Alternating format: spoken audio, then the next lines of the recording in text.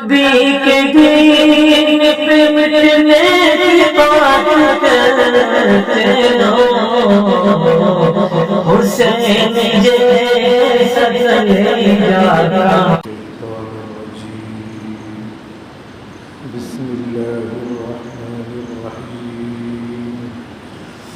ألم تر إلى الذين تولوا قوما غضب الله عليهم ما هم منكم ولا منهم ويحلفون على الكذب وهم يعلمون أعد الله لهم عذابا شديدا إنهم ساء ما كانوا يعملون اتخذوا أيمانهم جنة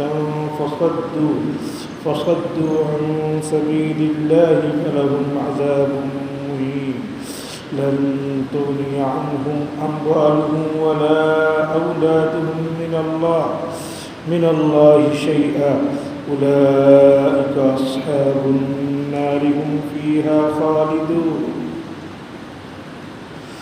ألم تر إلى الذين تولوا قوما غضب الله عليهم.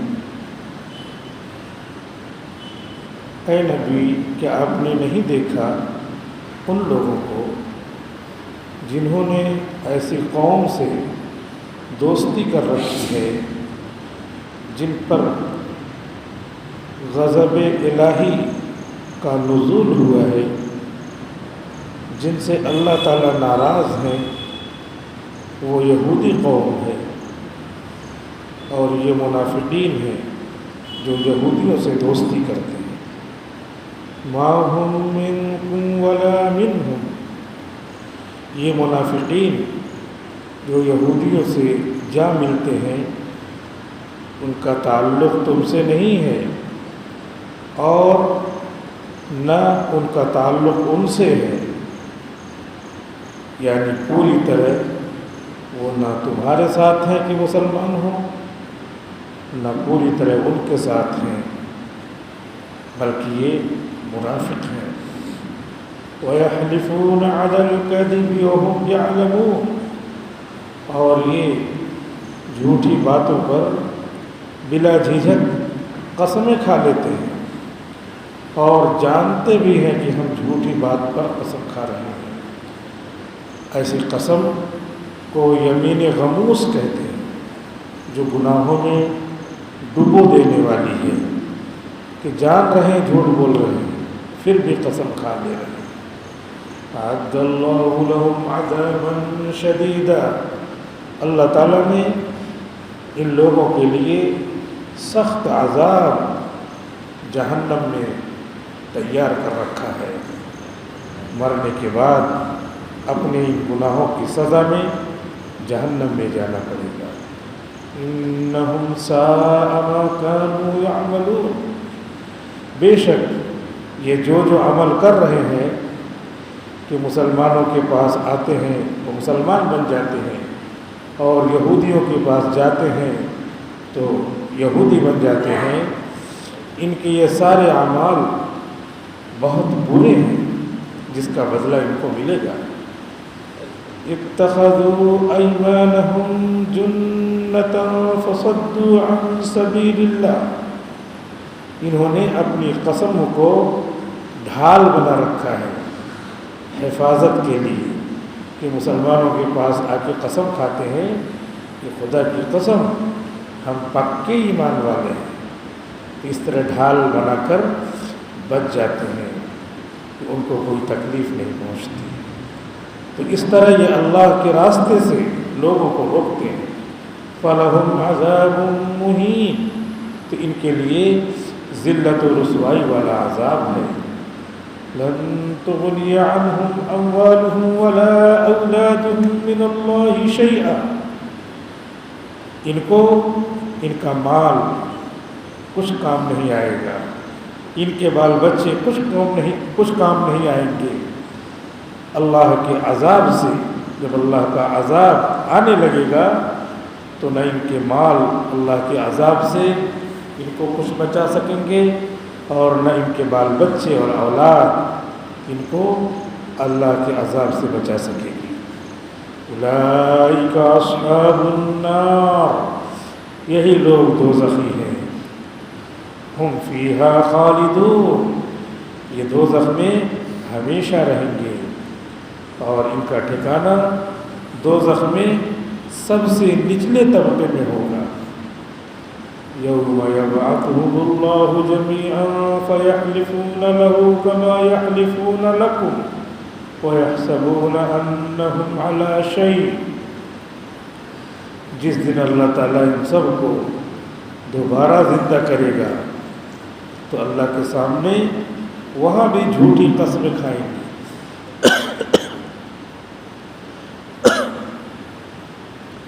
کما یحلفون لکم، جیسے تمہارے سامنے جھوٹ قسمیں کھا جاتے ہیں اور سمجھتے ہیں کہ وہ کسی بڑی بنیاد پر ہے اور اس کی وجہ سے وہ چھوٹ جائے۔ الا انہم هم الکاذبون، سن لو یہی لوگ پکے جھوٹے ہیں، یہی منافقین ہے۔ استحوذ علیہم الشیطان فانساہم ذکر اللہ، شیطان ان پر پوری طرح مسلط ہو چکا ہے تو اس نے ان کو اللہ کی یاد سے، ذکر الہی سے بھلا رکھا ہے۔ اولئک حزب الشیطان، یہ لوگ شیطان کی جماعت ہیں، شیطان کی جماعت میں شامل ہو گئے ہیں۔ الا ان حزب الشیطان هم الخاسرون، سن لو شیطان کی جماعت ہی اصل میں نقصان اٹھانے والی ہے، دنیا میں بھی اور آخرت میں بھی۔ ان الذين يحادون الله ورسوله اولئك في الاذلين، بے شک جو لوگ اللہ کی مخالفت پر تل جاتے ہیں اور اس کے رسول کی مخالفت کرتے ہیں، یہی لوگ اچھی طرح ذلیل و رسوا ہوں گے۔ كتب الله لأغلبن أنا ورسلي إن الله قوي عزيز، اللہ تعالیٰ نے لکھ دیا ہے کہ میں یعنی اللہ کے رسول غالب ہوں گے اور اللہ کے تمام پیغمبر اور اللہ کے تمام پیغمبروں اور محمد صلی اللہ علیہ وسلم کی وراثت پر عمل کرنے والے، وراثت کو تقسیم کرنے والے، یہی سب غالب ہوں گے۔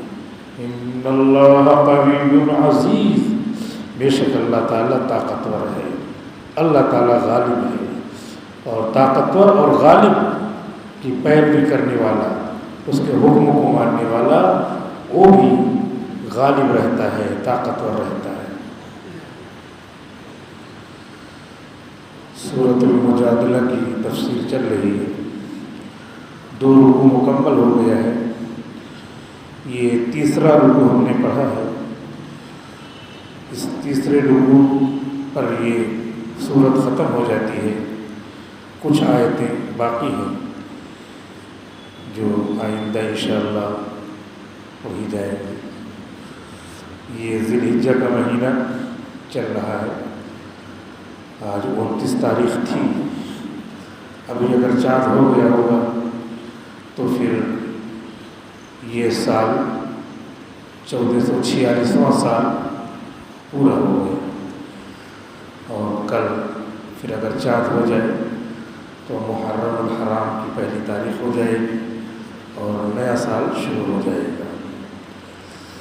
محرم کا مہینہ بھی بہت محترم مہینہ ہے، ذی الحجہ کا مہینہ جیسے محترم ہے، ذی القعدہ کا مہینہ جیسے محترم ہے، اور رجب کا مہینہ، 4 مہینے اشہر حرم کہلاتے ہیں، رجب، ذی القعدہ، ذی الحجہ، محرم۔ تو یہ محرم کے مہینے سے عربی سال بدلتا ہے، محرم کا مہینہ عربی سال کا پہلا مہینہ ہے، تو 1446واں سال پورا ہو جائے گا، اور کل سے اگر چاند ہو گیا، نہیں تو پرسوں سے 1447واں سال 47 1447واں سال عربی کا شروع ہو جائے گا۔ ہر چیز میں عربی کے سال کا ہی اعتبار ہوتا ہے۔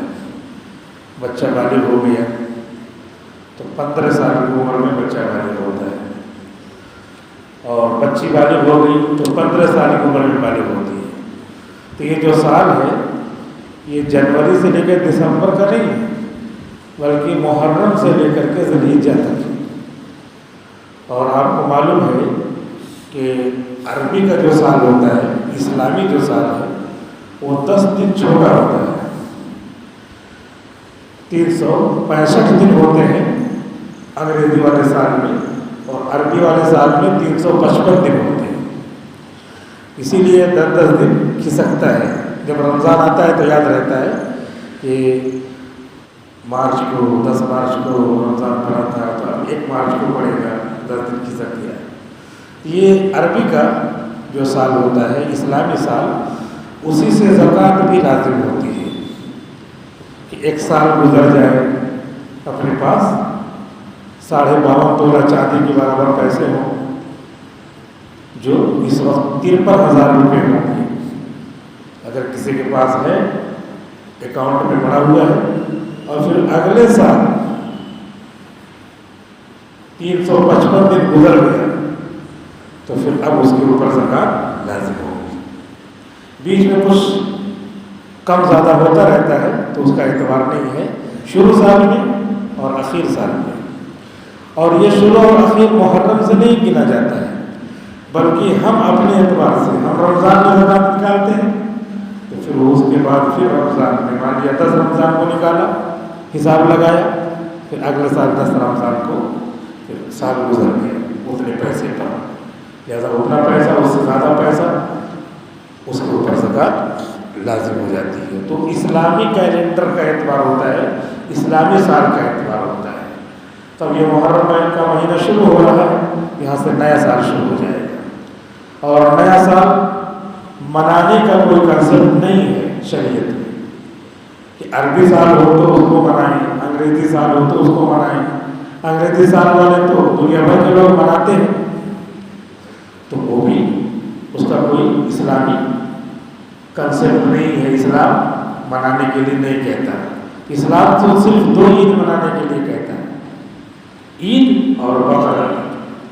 اس کو منائیے، اچھا سے اچھا کپڑا پہنیے جو اپنے پاس موجود ہو، اور اللہ کے دربار میں حاضر ہو جائیے، خوشی منائیے۔ پھر عید کے دن کھائیے کھلائیے۔ بقرعید کے دن اللہ تعالیٰ کی ضیافت ہوتی ہے۔ یہ جو قربانی کا گوشت ہوتا ہے، وہ گویا کہ اللہ تعالیٰ نے مہمانی کیا ہے، اللہ میزبان ہے، بقیہ مہمان ہے۔ اسی لیے بقرعید میں روزہ رکھنا حرام ہو جاتا ہے۔ یہ آدمی روزہ رکھ رہا ہے 10ویں تاریخ کو، 11ویں تاریخ کو، 12ویں تاریخ کو، تو گویا کہ اللہ تعالیٰ دعوت دے رہے ہیں کہ میرا روزہ ہے۔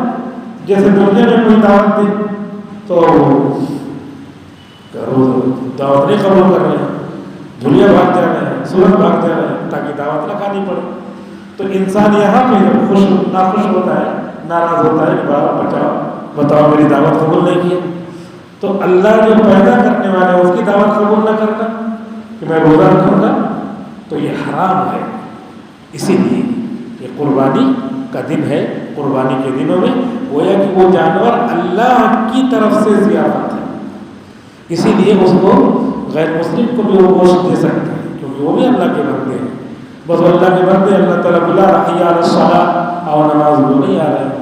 اللہ تعالیٰ بلا رہا یا ایھا الذین آمنوا آمنوا، اے ایمان والو ایمان لاؤ، اے لوگ یا ایھا الناس، اے لوگ آمنوا ایمان لاؤ، نہیں بلا رہے ہیں، نہیں آ رہے ہیں۔ تو وہ بھی حضور کی امت، وہ بھی غیر مسلم بھی حضور کی امت ہے، اور مسلمان بھی حضور کی امت ہے، لیکن نام بدلا ہوا ہے۔ غیر مسلموں کو امت دعوت کہتے ہیں، یعنی دعوت ان تک پہنچنی چاہیے کہ تم لا الہ الا اللہ محمد رسول اللہ کو مانو، ان کا نام ہے امت دعوت۔ اور ہم لوگ جو مسلمان ہیں ان کا نام ہے امت اجابت۔ اجابت کے معنی آتے ہیں قبول کرنا۔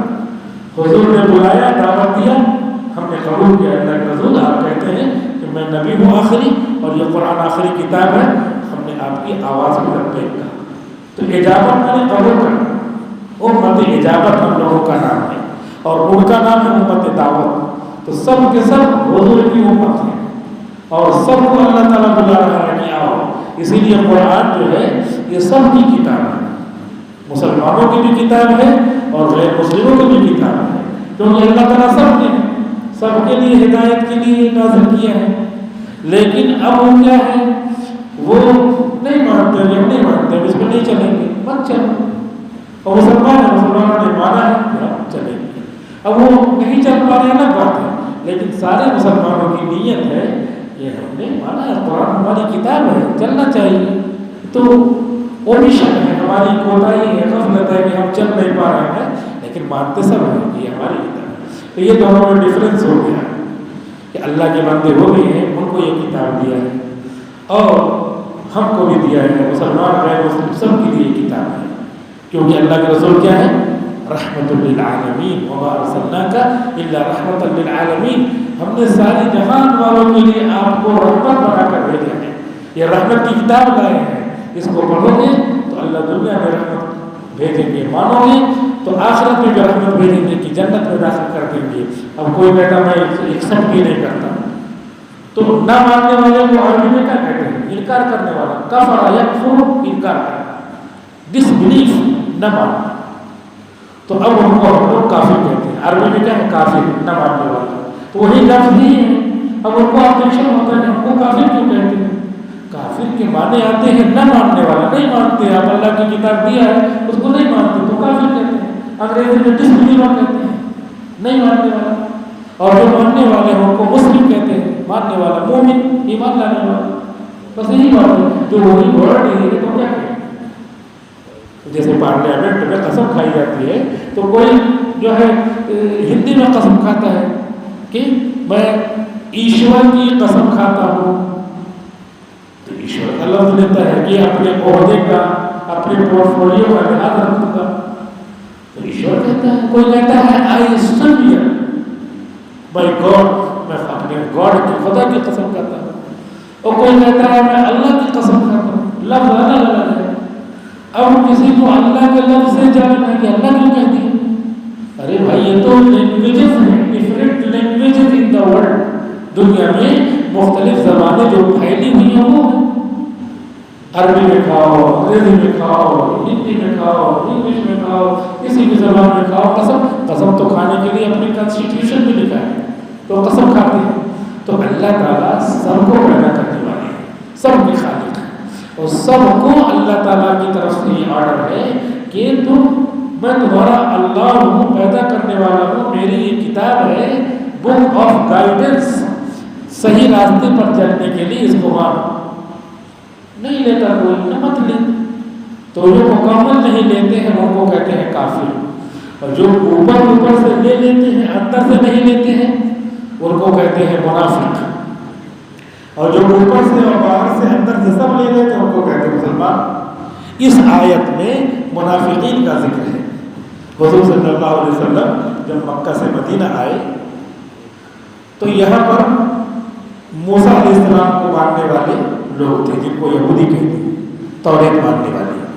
وہ 3 قبیلوں میں بٹے ہوئے تھے. قبیلہ ہوتا ہے پہچان کے لیے, ایک کا نام تھا بنو قریظہ, ایک کا نام تھا بنو نذیر, اور ایک کا نام تھا بنو قینقاع. تو حضور نے آ کر کے ان لوگوں سے معاہدہ کر لیا تھا کہ دیکھو جو مجھ کو مانتے ہیں ٹھیک ہے, تم ماننا چاہو مانو, نہ ماننا چاہو مت مانو. لا اکراہ فی الدین, دین میں کوئی زور زبردستی نہیں.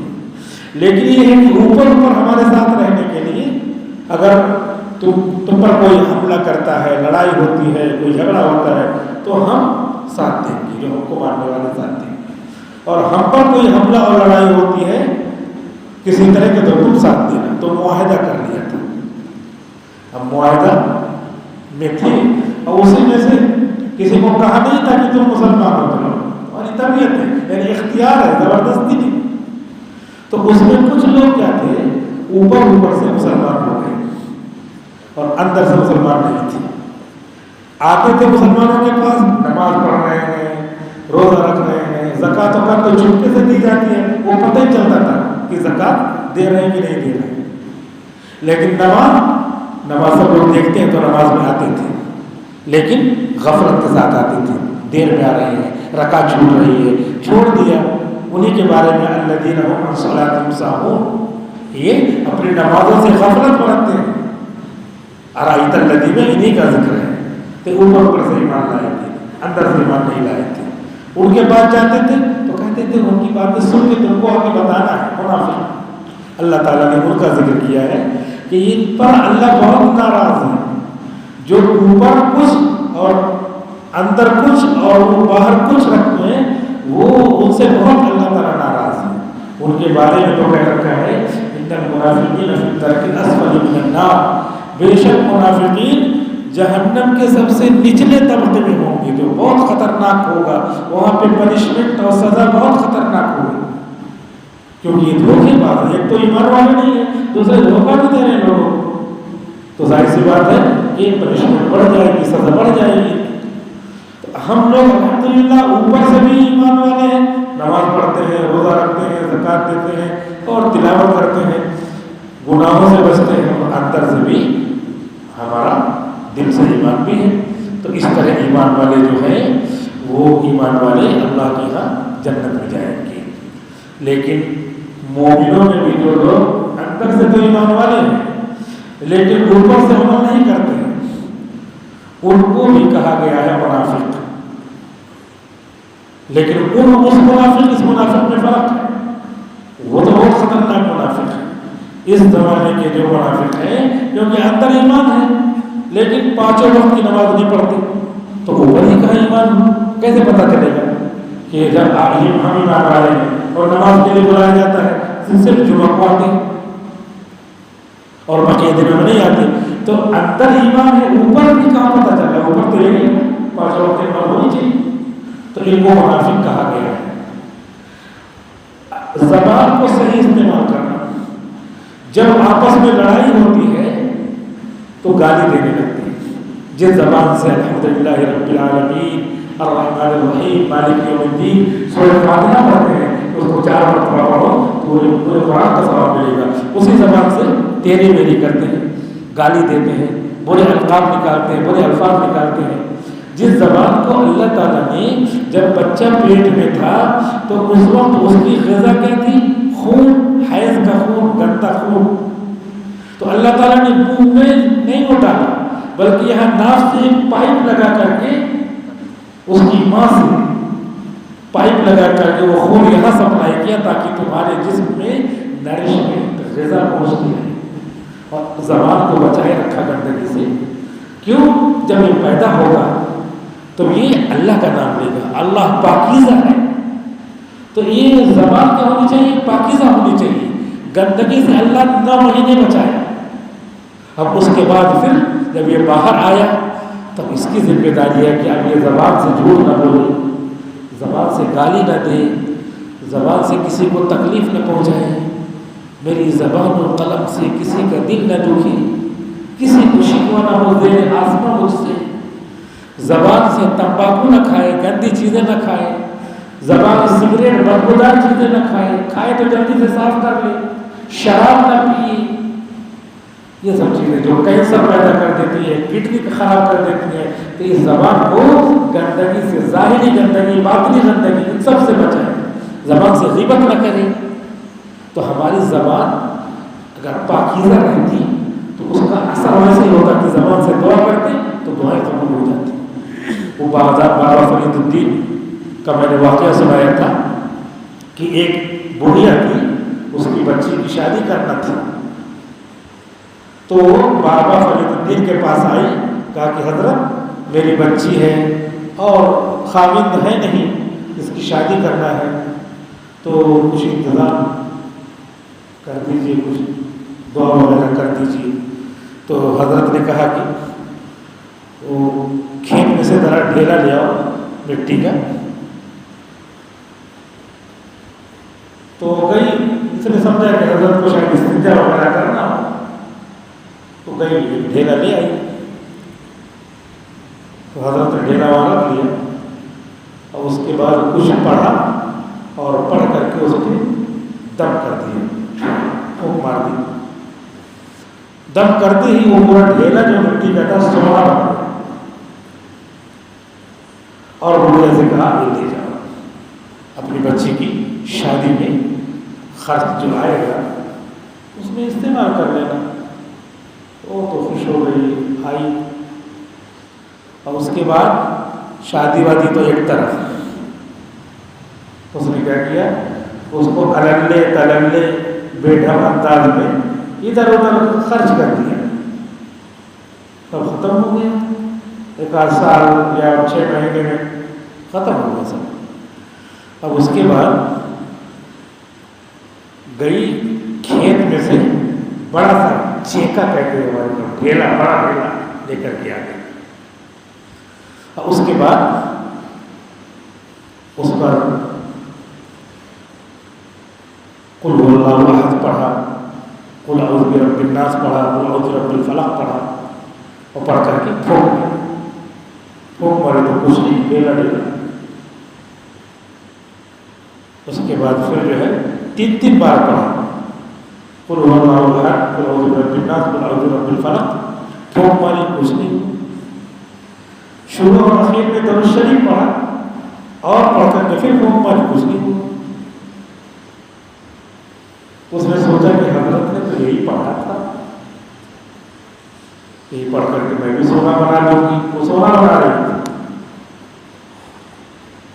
دوڑے دوڑے پھر آئی اور ڈائریکٹ جو ہے پوچھ رہی ہے کہ حضرت وہ آپ نے وہ کیا کیا پڑھا تھا؟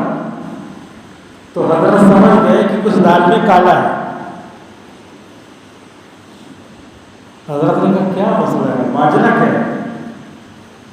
تو بتایا کہ وہ میں مٹی کا ڈھیلا لے کر کے آئی اور آ کر کے میں بھی وہ سورہ اخلاص، سورہ فلق، سورہ ناس پڑھ رہی تھی، اور پڑھ کر کے میں نے دم کیا تو کچھ نہیں ہوا، وہ تو مٹی کا ڈھیلا ہی ہے، کوئی تبدیلی ہی نہیں ہوئی۔ تو آپ نے کتنی بار پڑھا تھا اور کیا کیا پڑھا تھا ذرا بتا دیجیے۔ تو حضرت نے کہا نالائق، وہ پورا سونا خرچ کر دیا ہے، ختم کر دیا ہے، اور تم اپنی زبان سے پڑھ کر کے اس میں جو ہے دم کر رہی ہو، سونا بنا رہی ہو، سونا بنے گا۔ اس زبان سے جب سے پکڑ کر کے بتایا، اس زبان سے جب تک مجھے ہوش آیا ہے تب سے اس زبان سے ذکر اللہ کے علاوہ کچھ نہیں نکلا ہے۔ بالغ ہونے کے بعد، بڑے ہونے کے بعد، شعور آنے کے بعد، تب سے اس زبان کو میں نے پاک رکھا ہے، پاکیزہ رکھا ہے۔ تو اللہ کے کلام میں کوئی کمی نہیں ہے، اس میں ایفیکٹ جو پہلے تھا، اثر جو تھا، تاثیر وہی ہے، لیکن زبان صاف ہو تب وہ تاثیر ہوتی ہے، زبان پاکیزہ اور مقدس ہو تو وہ تاثیر ہوتی ہے۔ تم دن بھر میں سینکڑوں مرتبہ گالی دیتی ہو، دن میں سینکڑوں مرتبہ غیبت کرتی ہو، دن میں سینکڑوں مرتبہ کسی کی دل آزاری کرتی ہو، شوہر کی نعمتوں کی، احسان کی ناشکری کرتی ہو، تو اب یہ ناشکری کی جو گندگی ہے، حضور نے فرمایا ایک خاتون نے، ان کی بیوی نے کہہ دیا تھا فلاں، ان کی بیوی کو یعنی مومنین ہم لوگوں کی ماں کہہ دیا تھا چھوٹی، ٹھیک نہیں، ایسے کہہ دیا تھا۔ تو حضور نے فرمایا کہ یہ جو عیب ہے میں رونا ہے، عیب وہ ٹیڑھے چلتا ہے، وہ ناٹا ہے، وہ کانا ہے، تو یہ سب گالی ہے۔ تو حضور نے فرمایا یہ تم نے جو جملہ کہا ہے، اس جملے کو اگر سمندر میں ملا دیا جائے تو پورا سمندر کالا ہو جائے، اتنا گندا ہے یہ۔ اور زبان سے سینکڑوں مرتبہ اس گندگی کو کہو، سینکڑوں مرتبہ گالی دو، سینکڑوں مرتبہ غیبت کرو، تو اب اس زبان سے تم اللہ کے کلام کو پڑھو گی تو اسے سونا بنے گا، اس میں سے تاثیر نکلے گی، اثر آئے گا اس میں۔ نہیں، اپنے ساتھ انصاف کرو، اللہ کے ساتھ انصاف کرو، اللہ نے جو حکم دیا ہے وہ کرو، زبان کو پاکیزہ رکھو، سب کے حقوق ادا کرو، بھائی کا کیا حق ہے، بیوی کا کیا حق ہے، بچے کا کیا حق ہے، باپ کا کیا حق ہے، استاد کا کیا حق ہے، پیر کا کیا حق ہے، پڑوسی کا کیا حق ہے، اپنا کیا حق ہے؟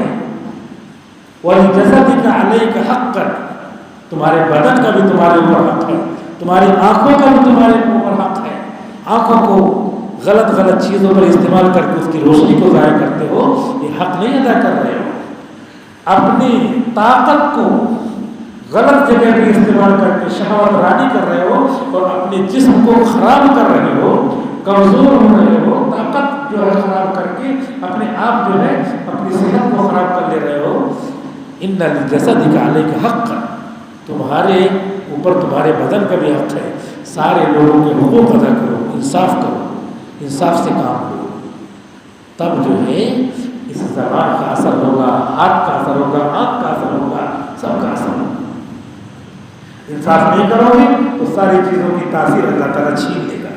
بچوں سے تھوڑا کچھ ہوا تو تمہیں گالا گلوچ شروع ہو گئی، انصاف ان کے ساتھ نہیں کر رہے ہیں۔ پڑوسی سے کچھ ہوا، گالا گلوچ شروع ہو گئی، تو اب یہ تاثیر کہاں سے آئے گی؟ ہم نے اپنی زبان کے تقدس کو، برکت کو، سیکرٹنس کو خراب کر دیا ہے۔ تو بابا فرید الدین نے کہا کہ تم سونا بنا رہی ہو، اس سے سونا نہیں بنے گا، تم نے اپنی زبان کو سینکڑوں مرتبہ گندگی سے آلودہ کر رکھا ہے، انصاف نہیں کر رہے اپنی زبان کے ساتھ، سب کے ساتھ انصاف، ایسا نہیں کسی کے ساتھ زیادہ کسی کے ساتھ کم، جو اللہ نے مقرر کیا۔ ماں کا حق 3 مرتبہ ہے، باپ سے زیادہ ہے ماں کا حق، باپ سے زیادہ ہے، پھر باپ کا حق زیادہ ہے استاد سے، پھر استاد کا حق زیادہ ہے پیر سے، سارے لوگوں کے حقوق، کسی کا زیادہ کسی کا کم، وہ اللہ نے مقرر کر رکھا ہے۔ یہ نہیں کہ ٹکے سیر بھاجی ٹکے سیر کھاجا، کہ ہر چیز جو ہے 1 روپے میں ملے گی، ہر مال 1 روپے میں، جیسے 1 روپے میں 1 کلو بادام اور 1 روپے میں 1 کلو بھاجی، ایسے 1 روپے میں 1 کلو سونا، سب برابر ملے۔ جیسے ایک آبادی تھی وہاں پر جو ہے ایسے ہی تھا، ٹکے سار بھاجی ٹکے سیر کھاجا، سب 1 روپے میں، ہر بات 1 روپے۔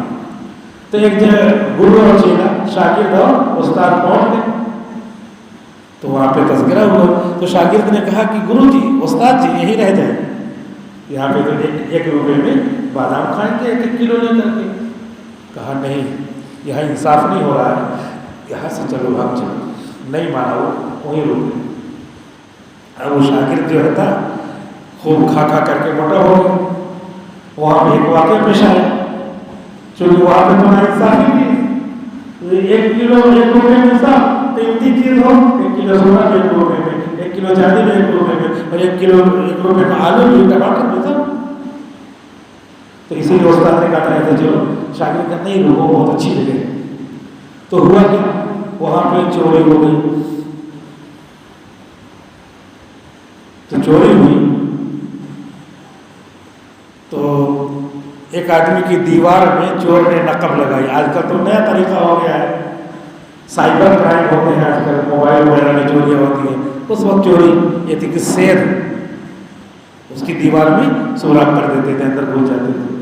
تو چور نے کیا کیا، دیوار میں سوراخ کیا تو دیوار اس کو مر گئی، مر گیا۔ اس کے وارثوں نے جا کر کے بادشاہ کو بتایا کہ ارے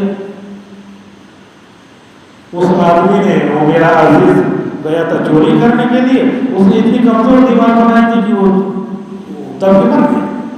بادشاہ نے بلایا، کہا ارے تم نے کیوں اتنی کمزور دیوار بنائی تھی، چلو پھانسی پہ رکھو۔ اس نے کہا کہ میرا اس میں قصور نہیں ہے جناب، اس لیے وہ معمار کا قصور ہے، اس نے پتہ نہیں کیوں کمزور بنائی تھی، اس کو پکڑی۔ کہا ہاں بات ٹھیک کر رہے ہو، بتا معمار کو بولا، پولیس آئی پکڑ کے لے گئی، تم نے کیوں دیوار بنائی تھی، اس کا آدمی مر گیا، دب کر کے چوری کرنے گیا تھا، تم کو پھانسی ہوگی۔ اس نے کہا بادشاہ سلامت، میرا اس میں قصور نہیں ہے، اس میں وہ گارا جس نے دیا تھا اس نے جو ہے خراب گارا دیا تھا، اس کو پکڑیے، اس کو پھانسی ہوگی۔ ٹھیک کہہ رہے ہو، پولیس کو بھیجا، گارا والے کو پکڑو، گارا والا پکڑ کے تم کو پھانسی ہوگی، تم نے گارا کمزور کیوں دیا تھا، دیوار کے لیے ابھر گیا اس کا، تم کو پھانسی ہوگی۔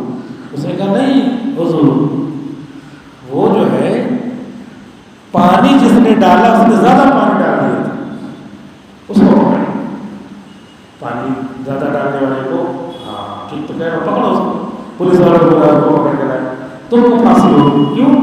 اس میں تم نے کیوں پانی زیادہ ڈال دیا تھا اور دیوار گر گئی, وہ مر گیا, چوری کرنے میں ہو گیا تھا, تم کو پھانسی ہوگی. اس نے کہا نہیں, وہ اصل میں کیا ہے, ادھر سے ایک ہاتھی بکھر گیا تھا, دوڑا دوڑا آ رہا تھا, میں ڈر کر کے وہ پورا پانی گر گیا, ڈر کے بھاگا وہ پورا پانی گر گیا, تو ہاتھی والے کو اچھا بات تو صحیح ہے, کیوں ہاتھی اس نے اس طرح دوڑا دیا ہاتھی والے کو, تم کو پھانسی ہوئی, کیوں تم نے ہاتھی تیز دوڑا؟ وہ پورا سلسلہ بنا کر کے کہا اس کی دیوار گر گئی, اس کو خراب تم نے بنایا, اس نے بنایا, لہذا تم کو سبب اثر, لہذا تم کو پھانسی ہوئی. اس نے کہا نہیں, وہ اصل میں کیا ہے, وہ ایک عورت جا رہی تھی اور وہ پازیب پہنے ہوئی تھی, تو اس نے اسے جھٹ سے جب رکھا تو ہاتھی اس سے گزر گیا, اسے بھاگنے لگا, تو اس پازیب والی عورت کو پکڑو, کیوں ایسا زیور اس نے پہنا؟ عورت کو بلایا گیا پولیس بھیج کر کے, کیوں تم نے ایسا پہنا, پھانسی ہوگی تم کو. کہ نہیں بادشاہ سلامت, اصل میں جس سونار سے میں نے خریدا تھا اس سے غلطی ہے, سونار نے ایسے لگا دیا اس کو, میں نے بولا نہیں تھا, اس نے دے دیا ایسے. بات تو صحیح کہہ رہے ہیں. سونار کو پکڑوایا پولیس کہ تمہاری پھانسی ہوگی, چلو. وہ نہیں کچھ بہانہ بنا پایا, اس کو پھانسی کا حکم ہو گیا. اب پھانسی کا جو بندہ تھا تو یہ سونار جو تھا یہ بہت دبلا پتلا تھا, اور پھانسی کا پھندا جو ہے اس نے ڈالا تو نکل جا رہا. تو جلاد لوگ جو پھانسی دینے والے تھے بادشاہ سے آگے کہا کہ جس کو پھانسی دینا ہے تو اس کا اتنا پتلا ہے کہ اس میں آگے نہیں رہا. تو کہا کیا ہونا چاہیے, کوئی حل نکالو. کہا کہ جو ملک میں موٹا ہو اس کو پکڑوا. تو اب جو ہے بادشاہ نے کہا ہاں یہ رات تو صحیح ہے. تو پورے ملک میں تلاش کیا گیا کہ یہ استاد شاگرد جو تھے, یہ شاگرد کو جو ہے چیلا بادام کھا کھا کر کے موٹا ہو گیا تھا, اسی کا نمبر آیا. وہ سب پولیس والے تلاش کیے تھے, یہی سب سے موٹا نکلا, اسی کو پکڑ کے لے گئے. اب استاد نے کہا کہ دیکھو میں منع کر رہا تھا نا, ایسی جگہ نہیں رہنا چاہیے جہاں پہ حق تلفی ہو رہی ہو, سب چیز ایک ہی روپے میں, ٹکے سیر بھاجی ٹکے سیر کھا جا. اب دیکھو جاؤ جھیلو. کہا گرو جی بتائیے, گرو جی بتائیے. کہا جاؤ, جب بادشاہ نے بلایا تو کیا, جاؤ پھر دیکھتا ہوں آتا ہوں. تو یہ گیا, اس کا پھندا برابر لگ گیا. تو جب پھانسی ہوتی ہے تو آخری خواہش پوچھتے ہیں, کوئی آخری خواہش ہے؟ تو اس نے کہا کہ ہاں میری آخری خواہش یہ ہے کہ میرے اس ملک, آپ کے اس ملک میں میرے گرو جی رہتے ہیں استاد جی, میں ان کا آخری دیدار کرنا چاہتا ہوں, ان کو بلوائیے. استاد جی بلائے گئے, استاد جی آئے, دیدار ہو گیا. اب گرو جی نے کہا, شاگرد نے کہا چیلا نے کہ حضرت بچائیے کچھ, تو میں مرنے جا رہا ہوں. تو کہا کہ کان میں جا کر کے کہا کہ دیکھو جب پھانسی ہونے لگے گی تو ہم دونوں لڑائی کریں گے کہ میں پھانسی پر چڑھوں گا, تم کہنا میں پھانسی پہ چڑھوں گا, اس میں لڑائی کریں گے. تو دیکھیں بادشاہ پوچھتا ہے تو میں کو جواب دوں گا. چنانچہ پھانسی کے لیے اس کو چڑھانے لگے. تو استاد جی نے کہا کہ لاؤ میں پھانسی پہ چڑھوں گا, پھندے پہ پھانسی کا پھندا میرے گلے میں ڈالو. کہا نہیں میں چڑھوں گا. کہا نہیں میں چڑھوں گا. تو بادشاہ نے دیکھا کہ یہ کیا ہے, دونوں لڑ رہے ہیں آپس میں. تو بادشاہ نے پوچھا کہ کیوں ایسا کیوں لڑ رہے ہیں؟ کہہ رہے تو دیکھیے, تو استاد تھے, پڑھے لکھے تھے. تو استاد نے کہا کہ بادشاہ سلامت, مرنا تو سب کو ہے, آج کل پرسوں کبھی بھی مرنا ہے, آدمی دنیا سے جائے گا ہی. تو ابھی جو مرنا ہے تو اس وقت بڑی شبھ گھڑی ہے, بڑا مبارک موقع ہے مرنے کا. تو شاگرد کہہ رہا میں مروں گا, میں کہہ رہا میں مروں گا. تو بادشاہ نے کہا کہ پھندا لاؤ, میں ہی مر جاتا ہوں. تو اس کے گلے میں پہنا دیا اور جو ہے اس کی پھانسی ہو گئی۔ تو یہ ٹکے سیر باجی ٹکے سیر خواجہ، جہاں پہ حق تلفی ہوتی ہے وہاں پہ عالم حکمت عملی سے بچا ایسے بادشاہ سے، ورنہ پھر دیکھو کرے کوئی بھرے کوئی۔ اس وجہ سے حق تلفی نہیں ہونی چاہیے اپنے گھر میں، اپنے بچوں میں، ورنہ پھر پکڑ کہیں سے آئے گی۔ وہ حق تلفی کرانے والا بادشاہ تھا کہ 1 کلو میں سونا بیچ، 1 روپے میں 1 کلو سونا بیچ رہا تھا اور 1 روپے میں 1 کلو ٹماٹر بیچ رہا، پکڑو۔ لہذا انصاف سے کام لینا چاہیے۔ اللہ سے دعا کرتے ہیں کہ اللہ رب العزت ہم سب کو اپنا نیک صالح بندہ بنا لے۔ آمین۔ وآخر دعوانا الحمدللہ۔